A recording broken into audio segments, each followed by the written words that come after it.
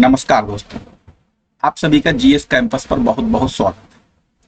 दोस्तों, सबसे पहले लेखपाल के एग्जाम में शामिल हो रहे उन सभी कैंडिडेट्स को ढेर सारी शुभकामनाएं। साथ ही साथ आपने लेखपाल के बारे में बहुत कुछ पढ़ लिया, रिवीजन कर लिया। अब एक 5 मिनट का ये वीडियो भी देख लीजिए, क्योंकि ये आपने कितना पढ़ा, कितना नहीं पढ़ा, या आपकी कितनी अच्छी तैयारी थी, ये सब आपके रिजल्ट के ऊपर डिपेंड करता है। और रिजल्ट आपका 2 घंटे एग्जाम हॉल में कैसे बीतेंगे इस पर डिपेंड करता है। तो कुल मिला के अगर आपका रिजल्ट पॉजिटिव, तो पूरी दुनिया इस बात को मानती है कि आपने पढ़ाई की, आपने सब कुछ ठीक किया। अगर आपका रिजल्ट खराब है तो आप चाहे कुछ भी, चाहे चमगादड़ की तरह उल्टी लटक के भी पढ़े होंगे, फिर भी दुनिया का कोई भी आदमी आपकी इस बात को मानने को तैयार नहीं होगा। वो कहते ना, चमत्कार को नमस्कार होता है। ठीक है, तो चलिए कुछ हम लोग इंपॉर्टेंट बात भी कर लेते हैं। 5 मिनट का वीडियो है, कुछ बहुत ज्यादा टाइम नहीं लेंगे आपका। तो जैसा कि आपको पता है कि आपके लेखपाल के एग्जाम में 2 घंटे टाइम होगा और आपको 100 प्रश्न मिलेंगे। उन 100 प्रश्नों में आपके 25 प्रश्न आपके ग्रामीण परिवेश के होंगे, 25 प्रश्न आपके हिंदी के होंगे, 25 प्रश्न आपके सामान्य अध्ययन के होंगे, यानी जीएस जीके जो भी कह लें, और 25 प्रश्न आपके मैथ के होंगे। तो आप कितना भी पढ़ के जाएं, कोई आदमी 100% तो पेपर कर ही नहीं सकता। तो अब आपको यहाँ पर एग्जाम में कुछ 2 घंटे के अंदर क्या क्या स्ट्रेटजी अपनानी है, हम लोग बात उसकी करेंगे। ठीक है, और यही हाल पेट में भी है, लेकिन पेट तो एक क्वालिफाई राउंड है, लेखपाल में तो आपको नौकरी मिली, इसलिए पेट और लेखपाल दोनों आपकी स्क्रीन पर दिख रहा होगा।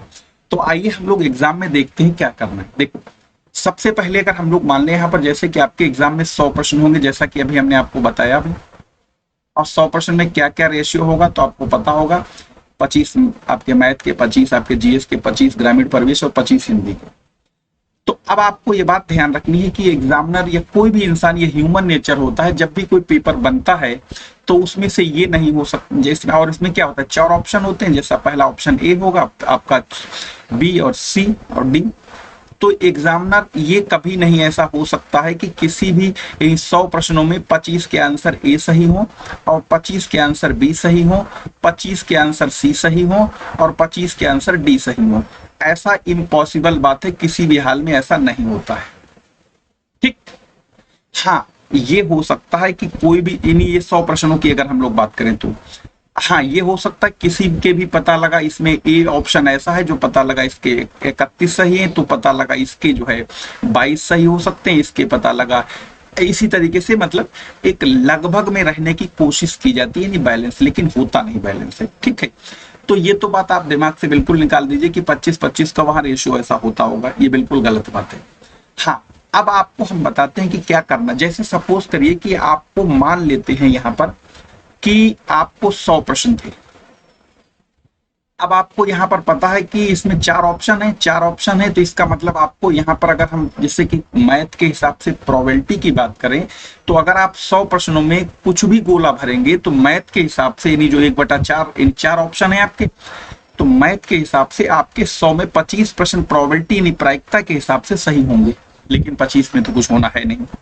ठीक है, वो तो हो गई आपको एक समझाने की बात। अब आप ये समझ लीजिए, जो लोग तैयारी करके जा रहे हैं, ठीक है, जिनकी एवरेज तैयारी भी मान लें, तो वो 100 में से 60 प्रश्न तो हर हालत में वो लगभग कर ही लेंगे।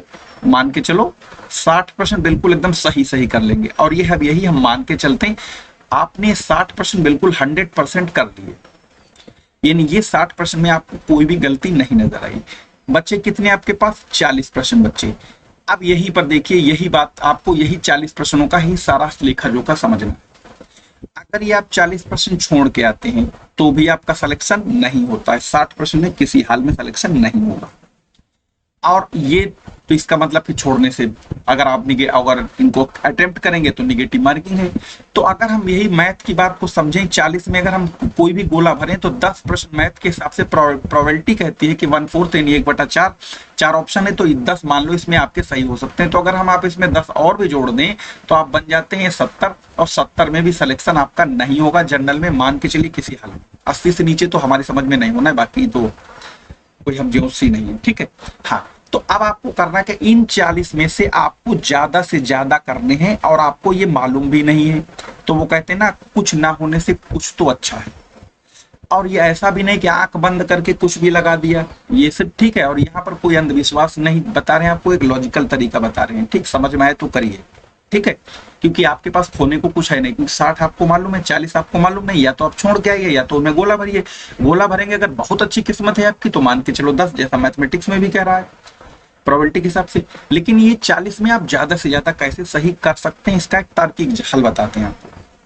देखो, आपको करना क्या, 2 घंटे का टाइम होगा आपके पास, समय की कमी नहीं होगी, क्योंकि जीएस और हिंदी और इनमें टाइम ज्यादा लगना नहीं।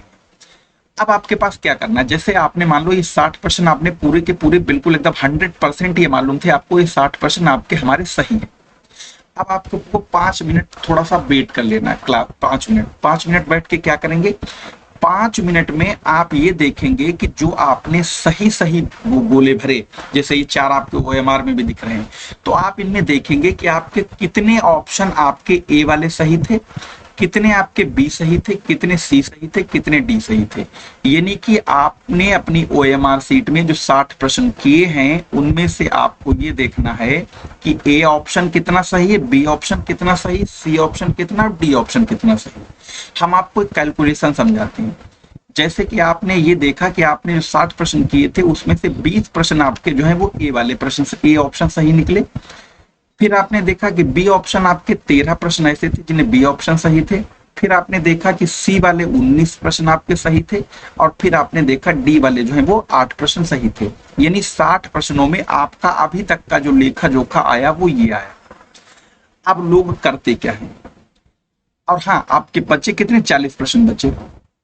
तो अब लोग करते क्या है, बहुत लोग ये करते हैं कि ए सबसे ज्यादा सही हो रहा, इसी को सबको भर दो, बचे हुए 40 ए लगा दो।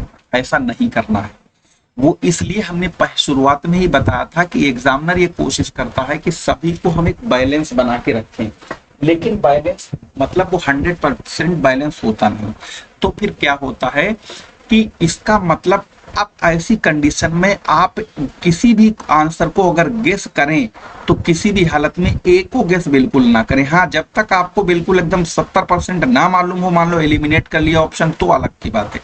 तो आप फिर इसको तो किसी हाल में गेस ना करें। अगर तुक्का भी लगाना है तो ए के साथ नहीं जाना है, क्योंकि ए लगभग अपने कोटे के करीब पहुंच चुका है। क्योंकि कोटा इनका 25 बनता है, तो 25 तो होते नहीं, 2-3 ऊपर नीचे हो सकते हैं, तो ये लगभग अपने कोटे के करीब में है। आप इसके साथ गेस ना करें तो ज्यादा अच्छा होगा, क्योंकि ये लगभग कोटे के करीब में है।